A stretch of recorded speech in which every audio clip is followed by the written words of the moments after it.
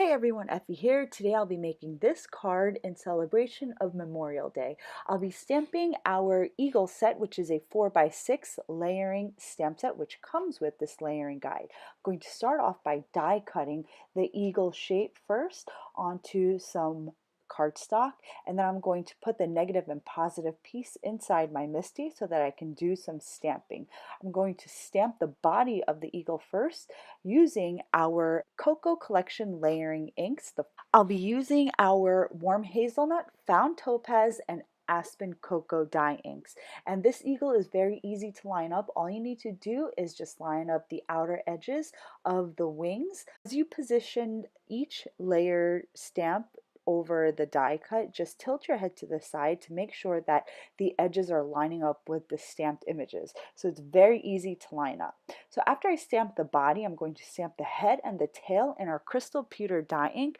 The head and the tail of the eagles are usually white, but I wanted to stamp it in the gray for a little bit of shading and added definition.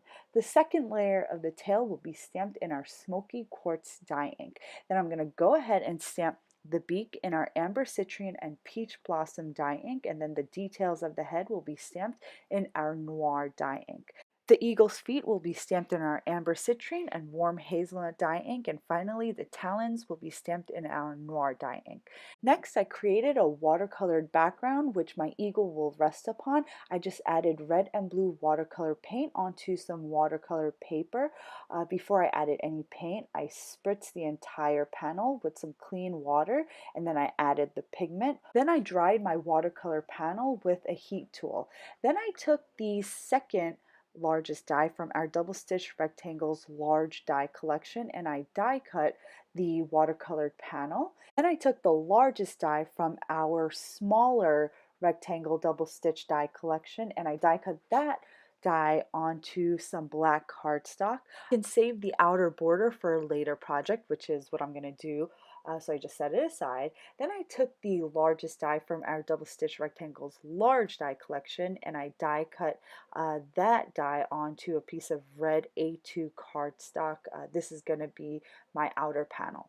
When you combine the large and small die collections from our double stitch rectangle, circles, and square die collections, they do become nesting dies. So they do coordinate well together because the large and small die collections each have the in-between sizes. So they go really well together when you want this matted look when you're mounting your card bases.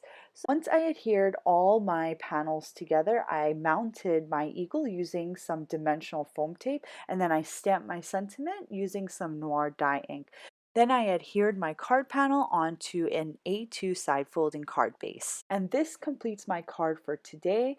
This is a card that I just made to celebrate Memorial Day to remember all of the servicemen who have died fighting for our country. As always, thank you so much for stopping by, and I'll see you next time.